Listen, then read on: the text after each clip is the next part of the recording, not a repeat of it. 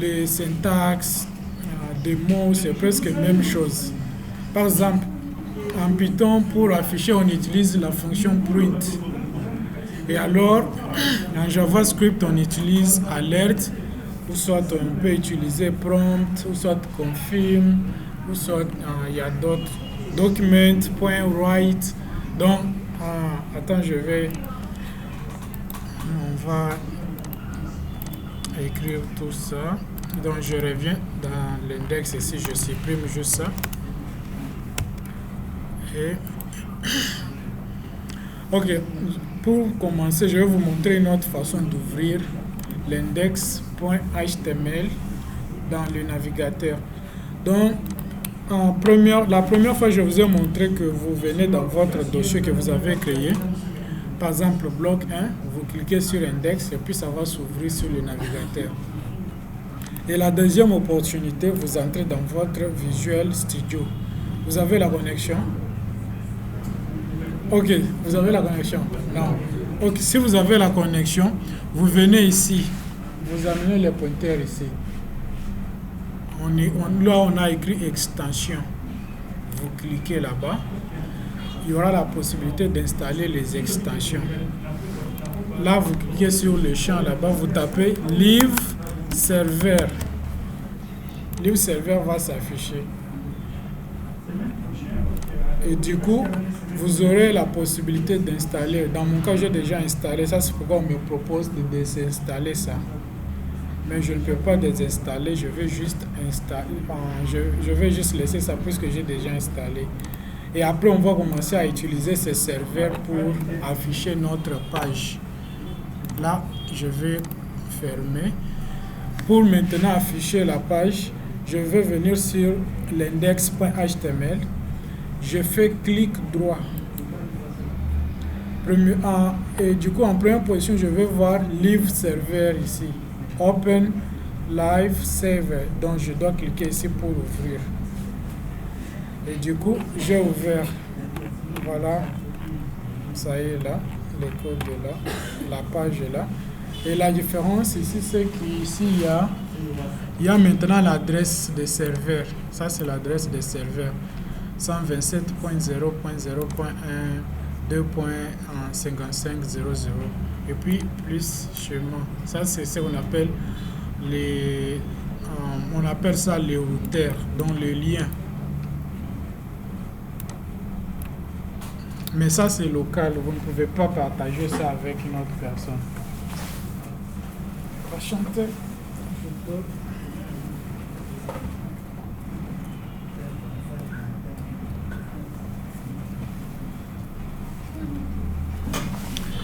Donc c'est comme ça qu'on fait. Mais pour le moment, nous allons plutôt apprendre JavaScript. Je vais créer un autre fichier qui s'appelle web.html. Et là, dans index, on va utiliser juste index. Je vais générer les codes comme d'habitude. C'est dans index, dans web ici. Je vais générer le code. Si vous avez des questions sur ce qu'on avait appris, n'hésitez pas à me demander. Je suis là pour vous aider.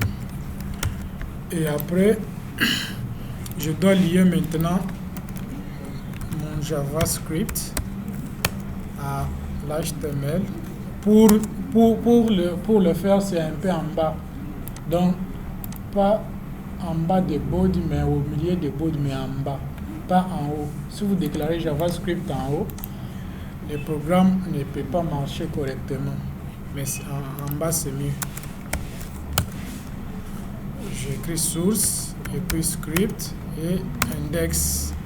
Normalement, ici, c'est un slash. Et c'est tout.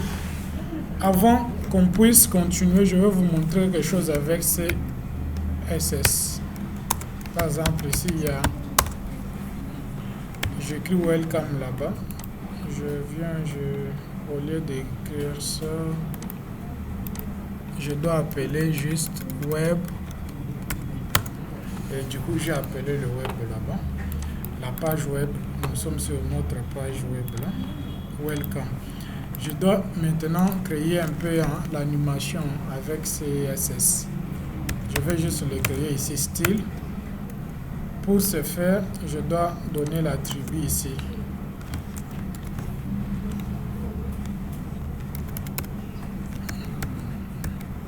Et je vais donner l'attribut ici. Welcome, c'est le nom que je donne. Je viens là. Comme c'est une classe, je vais utiliser avec les points. Accolade.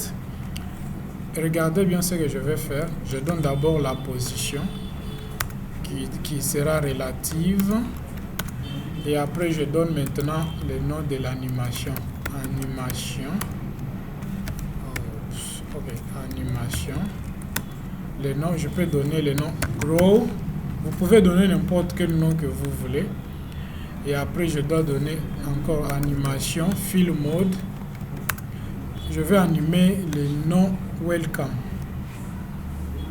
Donc, okay. Delay, je peux mettre aussi, ça c'est le délai, des secondes. Alors, animation, fill mode. Je dois animation, fill mode. J'écris ici forward. Et c'est tout. Pour le moment, je peux maintenant mettre des conditions. Pour mettre des conditions en CSS, on écrit keyframe. Et après, je prends le nom de l'animation que j'ai donné. Ça s'appelle Grow. Et maintenant, j'ouvre les accolades. Et regardez ce que je vais faire. Je vais faire de sorte que le nom ici puisse quitter à gauche vers droite, quitter droite vers gauche, que ça puisse être comme ça, que je puisse jouer avec le nom. C'est ce que je vais faire. Alors pour faire ainsi, je dois commencer.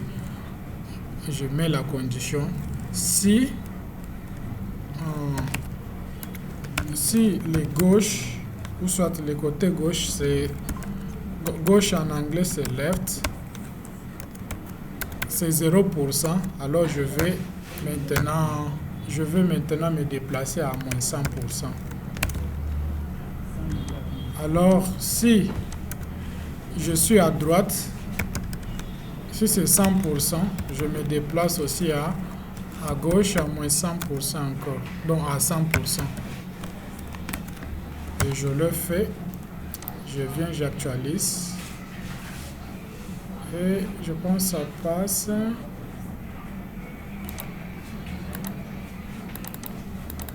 Ça passe. Vous avez vu que ça passait, mais c'est pas cool. Je dois ajouter infini quelque part ici pour que ça puisse continuer à se passer.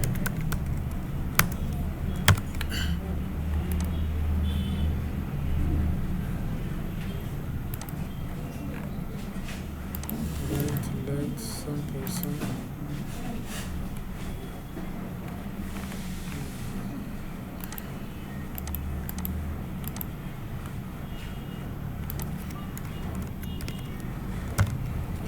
J'augmente un peu la durée.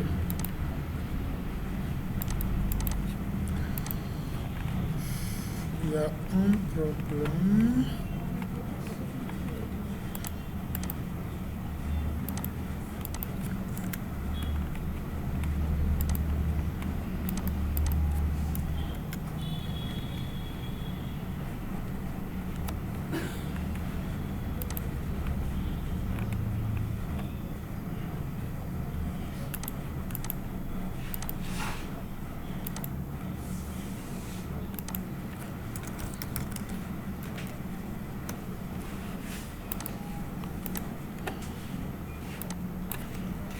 Je dois ajouter duration au lieu de delay. Voilà. Regardez maintenant comment ça se passe. Donc c'est comme ça que vous pouvez animer. Imaginez par exemple à la télé. Vous pouvez être à la télé, vous voyez qu'il y a une bande défilante juste en bas là-bas qui affiche les informations des annonces et autres. Donc vous pouvez créer quelque chose comme ça. Et je peux mettre des couleurs. Par exemple, je peux venir ici, mettre background, color, je peux mettre en black. Et puis la couleur, je dois mettre la couleur blanche. La couleur blanche. Et là, je reviens, vous pouvez le voir. Je peux changer maintenant. Je peux changer. Bon, je change encore ça, je mets en rouge. Maintenant, je change la couleur des body. Dans la balise body. Background, color, je peux mettre black, noir. Je reviens. Vous allez voir que ça devient noir. La page devient noire maintenant. Donc, c'est quelque chose comme ça. Donc, vous pouvez en faire beaucoup. Donc, si vous avez beaucoup de choses, si vous pensez à faire beaucoup de choses, vous pouvez utiliser les documentations, lire et puis vous allez découvrir d'autres propriétés que vous pouvez faire. Est-ce qu'il y a des questions? Bon, si je comprends bien, cher encadré, pour faire une compte, ça demande la connexion, je pense. Non, ça passe sans connexion.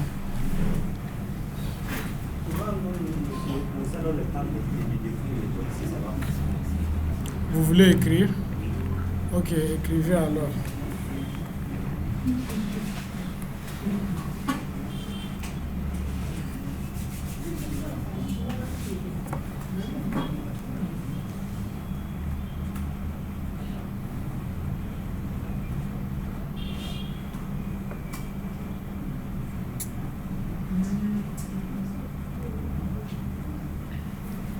Donc vous commencez d'abord ici.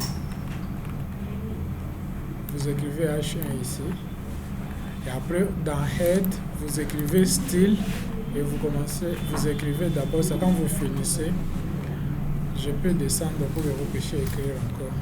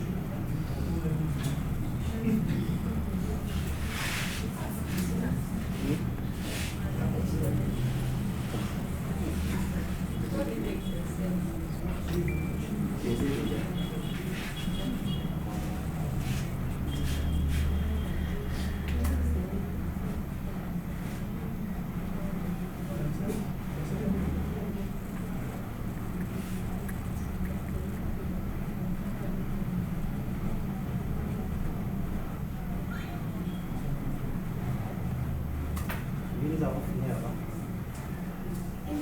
Vous avez fini ici? Ok. Maintenant, vous descendez juste un peu en bas de l'accolade là, qui sépare Welcome. Et vous écrivez arrobase, keyframes, et puis vous écrivez juste cette condition ici. Ça, c'est une condition.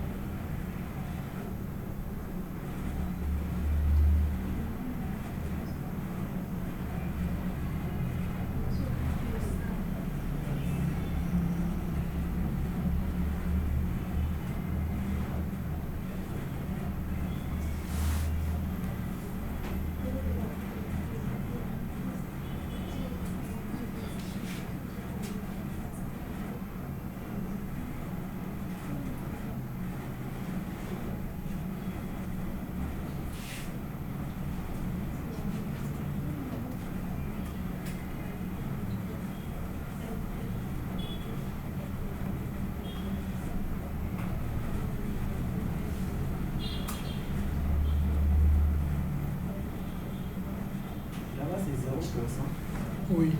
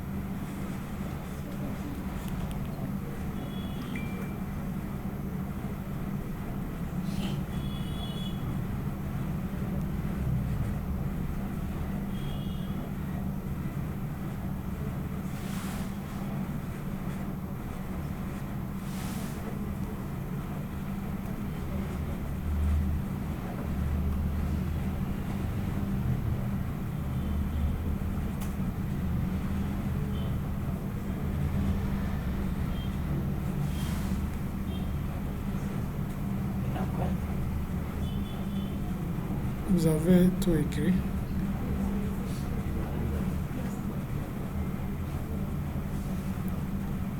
Vous avez tout écrit.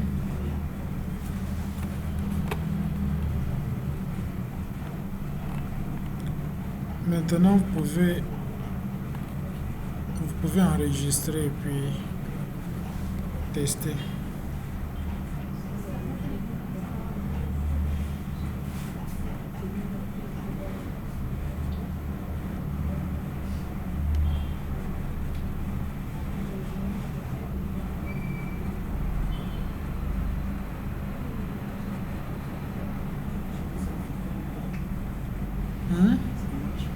Vous avez mal écrit, est-ce que vous pouvez venir avec ça?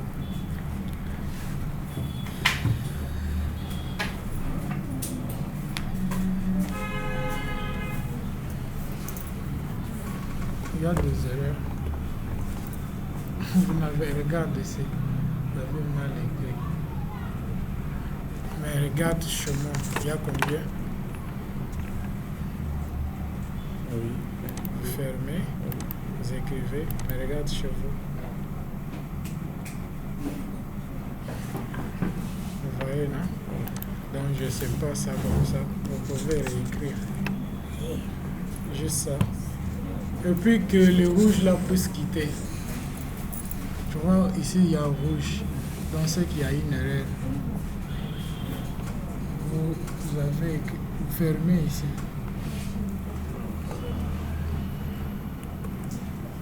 Enlevez maintenant le HTML qui est là. Parce que l'autre est là en bas. Voilà. Maintenant, vous pouvez arranger ici. Juste ici. Des conditions ici. Aussi, ici, j'ai oublié de mettre la couleur. Ici. Mais c'est pas ça. Bon, vous pouvez mettre là. Vous écrivez seulement black. Ça, c'est seulement black. Ça. Ok.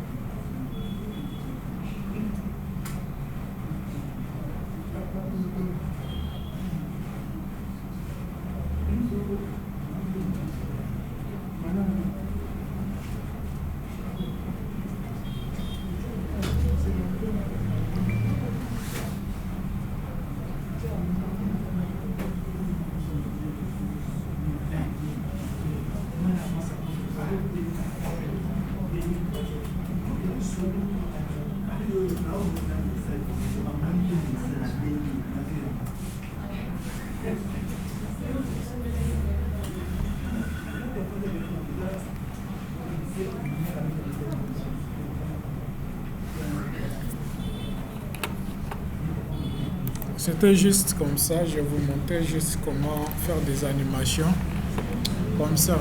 Et alors, nous allons continuer avec JavaScript. Après JavaScript, nous allons... Bon, comme on n'a pas assez de temps, on a presque 25 minutes qui nous restent. On va continuer avec... On a dit de finir à 14h30. Vous n'êtes pas venu en avance. Depuis 11h. Ah, ok. C'est que c'était nous. Ok. C'était nous le problème. Oui, c'est ça aussi. Ok. Donc, nous allons apprendre maintenant JavaScript. On a déjà notre fichier pour JavaScript. Alors, pour le faire, oui, vous créez fichier JavaScript dans les scripts. Vous créez un fichier. Alors, pour ce faire, je vous ai montré la fois passée qu'on crée des variables en utilisant ces mots ici, let, const, et puis var. Ce sont des mots qu'on utilise. Alors, par exemple, ici, je peux faire quelque chose du genre inscription. Ok. Je vais faire un programme qui détermine qu'une personne est majeure ou soit mineure. Alors, pour être majeur, normalement, on doit avoir 18 ans ou plus. Alors, pour être mineur, on doit avoir moins de 18 ans. Alors, nous devons maintenant faire quoi? Nous allons mettre la condition de savoir si réellement telle personne est majeure ou soit mineure. Alors, comment on peut faire ça en JavaScript? Regardez, c'est simple. Pour faire, par exemple, on prend la personne du nom de Jancy. Regardez ce que je fais, c'est très important. Je vais faire le nom, j'écris Jancy. Après, const encore âge. Jancy a 20 ans. Encore const adresse. Je peux écrire limité. Et là, si je vais afficher ces informations, je peux les afficher en utilisant console.log. Je peux afficher déjà username, après âge, après adresse.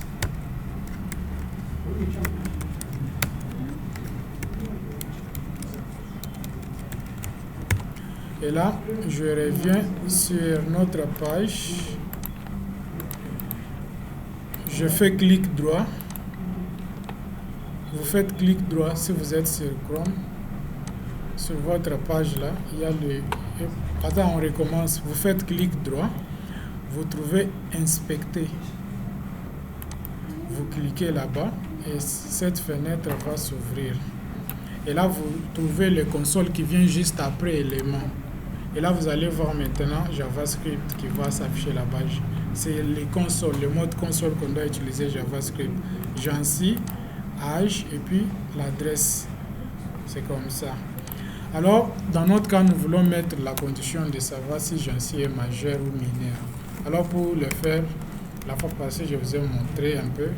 On fait if si l'âge de Jancy est inférieur à 18, est inférieur ou égal. Ok, est inférieur à 18.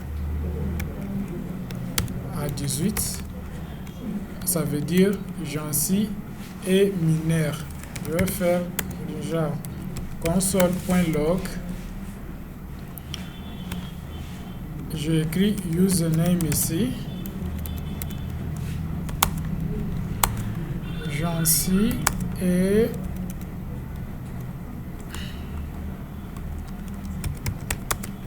mineur. quelque chose comme ça. Alors je vais mettre elif. Mais ici je vais mettre la condition pour déterminer s'il est majeur. Si l'âge est supérieur ou égal. Regardez comment on écrit supérieur ou égal. On écrit comme ça, supérieur ou égal à 18. On écrit supérieur, oui, supérieur et égal, ça veut dire supérieur ou égal à. Ok, supérieur ou égal à 18. Déjà, Jancy est majeur. Console.log. Username. Donc, username va représenter Jancy. C'est la variable. Jancy est majeur. Alors, sinon, au cas où les deux conditions ici sont fausses, nous allons maintenant afficher le message par défaut. Vous êtes tous mineurs. Et le programme va s'arrêter par ici. Je pense que je me fais comprendre. J'ai stocké les informations dans les trois variables ici. Alors, l'objectif de ce programme, c'est de déterminer si l'utilisateur qui va venir visiter votre site est majeur ou soit mineur. Alors, je mis les conditions comme ça, c'est simple. Comme j'en suis à 20 ans, ça c'est, donc je pense qu'on aura le message du genre Jancy est majeur. Alors je peux maintenant venir là, Jancy est majeur et là, c'est ça. Au cas où Jancy a 17 ans, par exemple, Jancy a 17 ans, on aura cette réponse ici, Jancy est mineur. Je reviens ici, Jancy est mineur.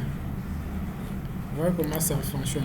Au cas où, bon, pour le moment, on ne peut pas entrer ici puisque il y a parmi les deux conditions, l'une est fausse et l'autre est vraie. Ça, c'est pourquoi on doit en jouer entre if et elif. Donc, c'est comme ça. Ok, au cas où c'est le contraire, par exemple, moins 17, on va maintenant afficher si vous êtes tous mineurs. Oh, c'est toujours mineur parce que c'est moins là qui est inférieur, c'est la négation. Ça va jouer entre les deux ici. Mais au cas où ici ça ne marche pas, ça sera toujours comme ça.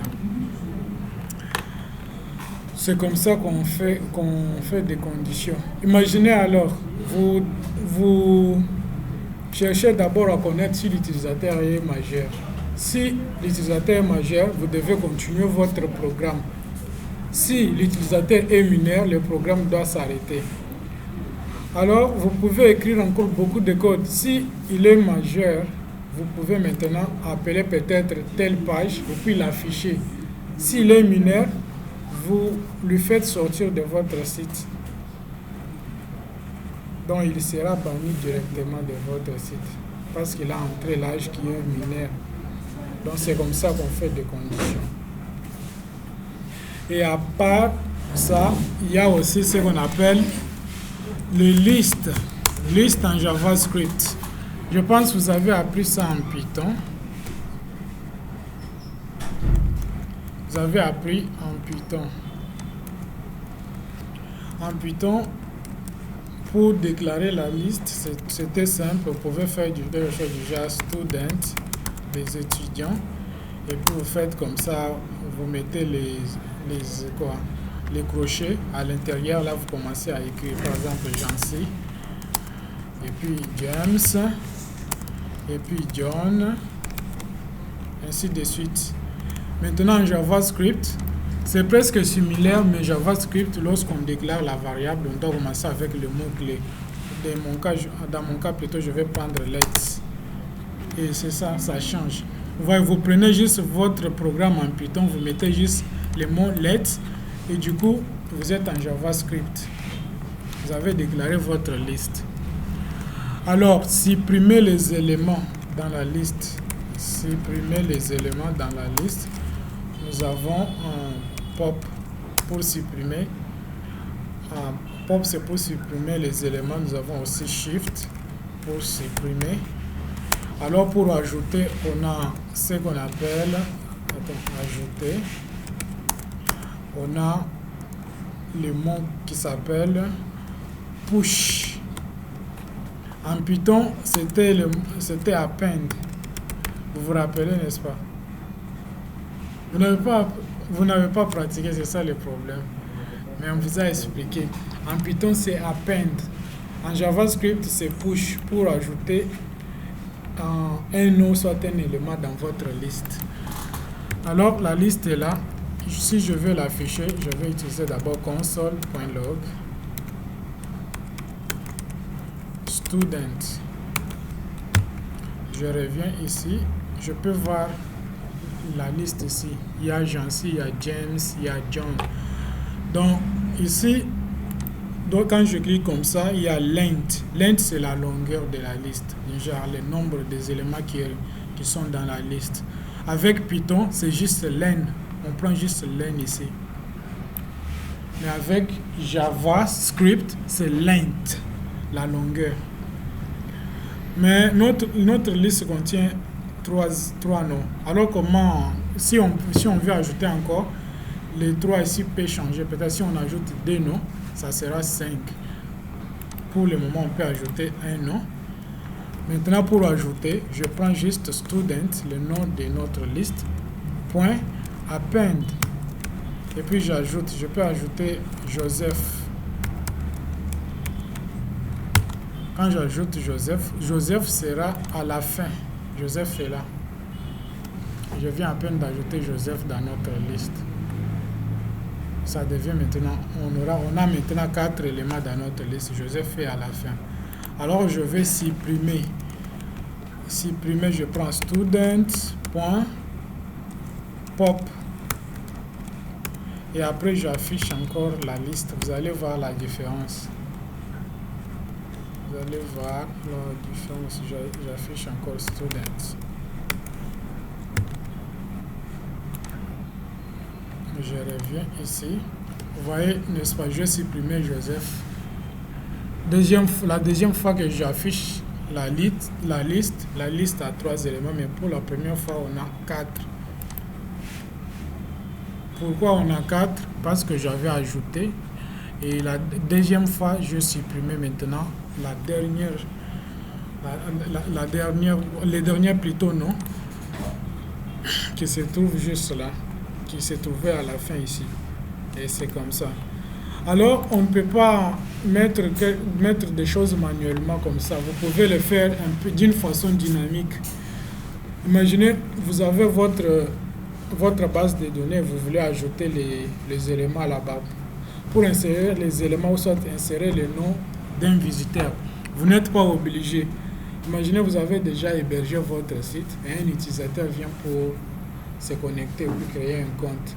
Vous n'êtes pas obligé d'être là et puis prendre son nom et écrire là-bas. Non, il doit le faire automatiquement. Vous pouvez aussi le faire ici avec JavaScript sans problème. Déjà, vous pouvez faire quand un utilisateur met son nom et vous enregistrez directement son nom dans la liste en utilisant la méthode push. Si vous voulez supprimer, l'utilisateur veut supprimer peut-être son compte, vous lui donnez l'accès en utilisant aussi le mot qui s'appelle pop ou soit shift. Est-ce que vous avez des questions sur ça? On peut essayer ici poursuivre. Ouais, vous pouvez écrire ça, c'est juste quelques lignes de code ici. Vous pouvez faire alors rapidement et puis on avance.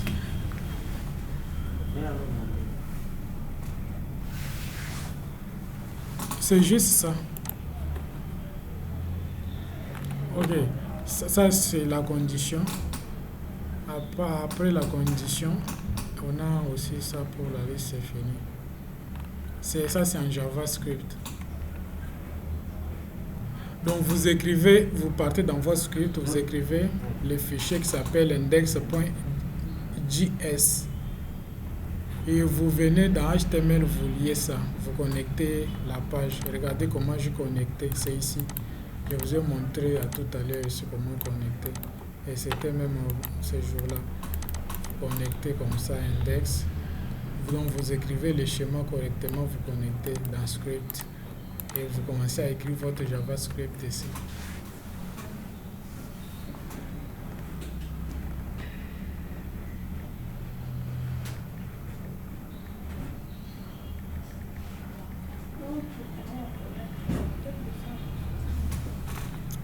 Pour connecter, c'est comme ça, c'est script. Vous pouvez voir comment connecter.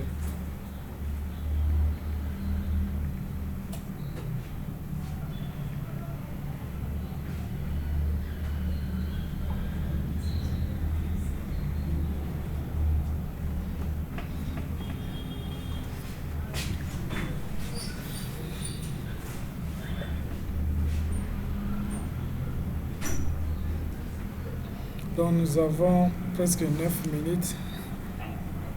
Là, on avance, on va aller tout à fait ça. Ok. Donc je vais vous envoyer la vidéo quand je serai à la maison. Ok, donc c'est comme ça. Mais regardez comment j'affiche la liste. Normalement, on ne peut pas afficher comme ça. On doit les afficher juste les noms. Les noms, on doit les afficher. Alors pour faire comme ça, on va utiliser ce qu'on appelle boucle.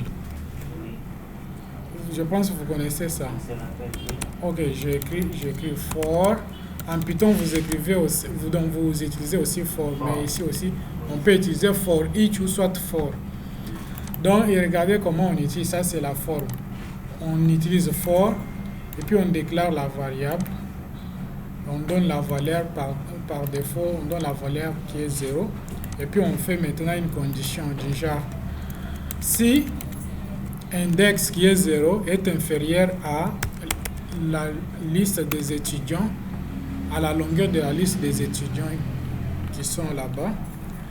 Donc je dois maintenant dire comme ça, vous pouvez maintenant incrémenter l'index là. Donc l'index ici, je peux ajouter 1, 2, 3, 4, 5 jusqu'à l'infini en utilisant index plus plus ou soit index égale plus 1. Ça marche aussi, mais ici c'est index plus plus. Et après je viens ici, j'affiche student et puis j'ajoute l'index. Index en JavaScript, tout comme dans n'importe quel langage de programmation, commence par 0, 1, 2, 3, 4, 5. Vous avez appris ça en Python. Vous avez appris ça. On vous a expliqué un peu le système d'indexation. Et après, là, j'ai pris maintenant la valeur ici, j'ai stocké dans éléments, mais ce n'est pas important d'écrire tout ça. Je peux juste les afficher dans console log. Je vais le mettre dans console log, comme ça. Et une fois que je reviens là, vous pouvez voir le nom est là. Au lieu d'afficher quelque chose comme ça, j'affiche juste le nom. Ça, c'est au cas où vous voulez utiliser la boucle qui s'appelle for. Après ça, il y a la boucle qui s'appelle while. Vous avez appris while. Oui. While, vous mettez entre parenthèses, vous mettez maintenant la condition, par exemple, while, je peux écrire, je déclare la variable qui s'appelle n égale 0. Maintenant, je dis while, tant que, ça veut dire en français c'est tant que. Tant que n est inférieur à 11, alors affichez-moi ça. Donc, je vais afficher maintenant n. Donc, déjà, dans la condition ici est que au lieu de dire if, je viens juste dans la boucle while, je dis tant que n est inférieur à 11, incrémenter. Maintenant, qu'est-ce qui me reste ici? Il me reste juste d'incrémenter, déjà d'ajouter un 1 à 0, 2, 3, 4, 5, ainsi de suite. Alors pour le faire, je viens ici, j'écris n plus plus. C'est fini. J'ouvre là, vous pouvez voir maintenant 0, 1, 2, 3, 4, 5, 6, 7, 8, pardon, n 2, 3, 4, 5 jusqu'à 10. Vous voyez. Alors je peux faire une petite calculatrice ici. Je peux donner encore, regardez bien, je donne la valeur par exemple x égale 9. Alors je dis par exemple si, ok, je vais faire 9. Bon, je donne ici 11 et ici 9. Ok, tant que n est supérieur à x, n est supérieur à x, je fais quelque chose du genre, je prends n virgule plus virgule x. Je dois incrémenter x plus x égale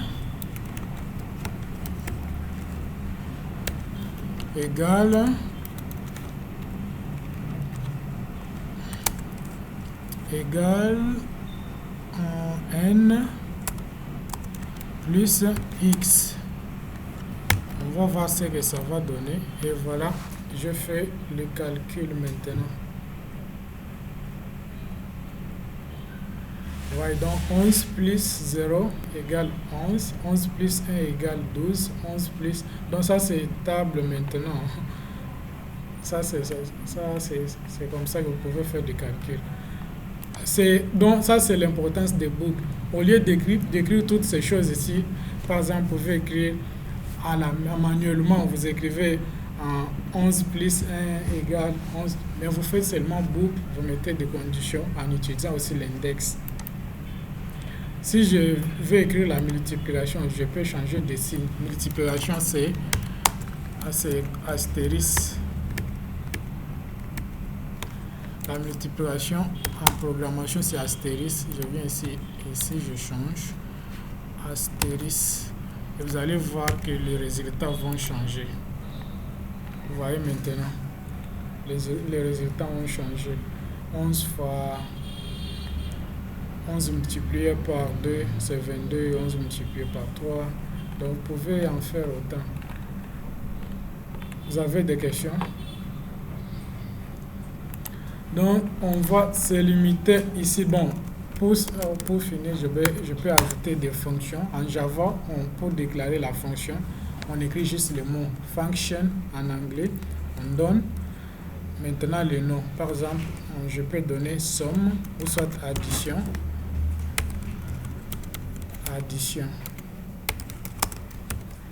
Et après parenthèse et accolade.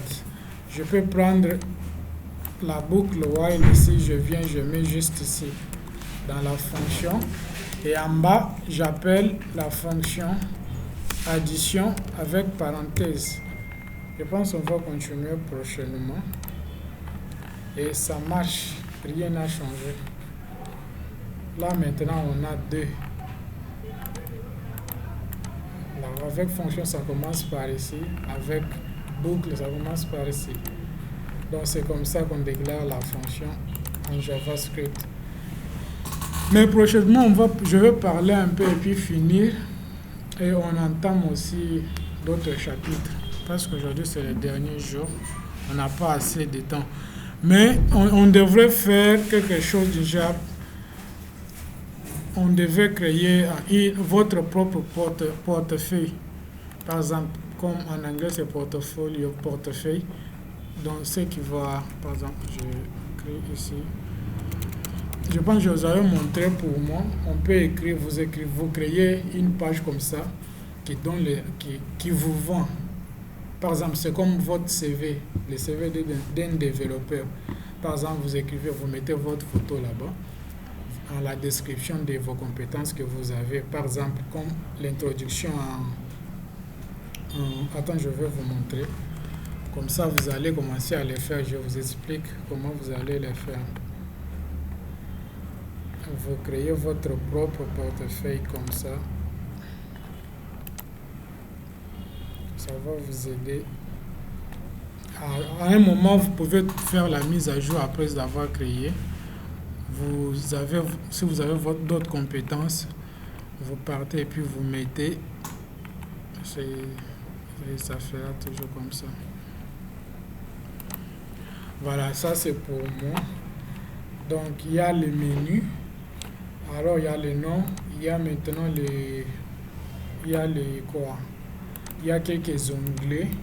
Par exemple, il y a About, donc à propos, il y a les niveaux, il y a les projets, il y a les contacts, il y a l'expérience. Quand je clique ici, ça va m'amener sur les expériences. Ça va m'amener sur mes expériences. Et il y a même mon CV ici. Si je vais télécharger, je peux télécharger.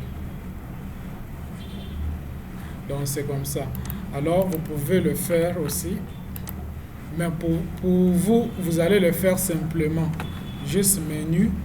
Après menu, la description. Et après, vous commencez maintenant à donner, par exemple, à propos, vous écrivez. L'objectif, vous écrivez. Les niveaux, vous écrivez. Les compétences, vous écrivez. C'est simple. Donc, vous allez créer un fichier qui s'appelle, par exemple, portefeuille. Portefeuille.html. Vous générez les codes, vous écrivez maintenant en portefeuille. Portfolio. Donc, et après, vous commencez à écrire. Alors, pour écrire les menus là, vous écrivez les headers. Vous déclarez header. Et après, il y a nav. Après, nous avons div. Div va contenir votre nom. Après, vous écrivez liste sans ordre. Vous le faites maintenant. C'est ce que vous allez le faire. Après, vous pouvez écrire les liens. Par exemple, le lien du genre A, ref. Et après, vous écrivez par exemple about, à propos. Donc je vous montre seulement comment vous allez le faire. Donc vous écrivez quelque chose comme ça. Mais ne mettez pas le style. Mais si vous pensez que vous pouvez mettre du style, vous pouvez le faire. Et là, je vais ouvrir ça. Regardez, menu comme ça. Mais si vous pensez que vous pouvez mettre du style, vous pouvez le faire. Après, vous venez vous séparer ici avec HR. Et en bas ici, vous commencez maintenant à écrire les divs, compétences, H1 par exemple, skills, et ainsi de suite. Donc, vous voyez, donc vous pouvez écrire quelque chose comme ça, vous mettez votre photo, tout. C'est un peu simple comme ça. Je ne sais pas si vous avez des questions. Ça, c'est comme un TP que vous allez faire. Donc, je vous envoie la vidéo et vous allez regarder et puis refaire des choses comme ça. Vous avez déjà un peu de base avec ce qu'on avait parlé. Il y a des questions? D'accord, il est temps. On s'arrête par ici. Donc, on se voit alors prochainement.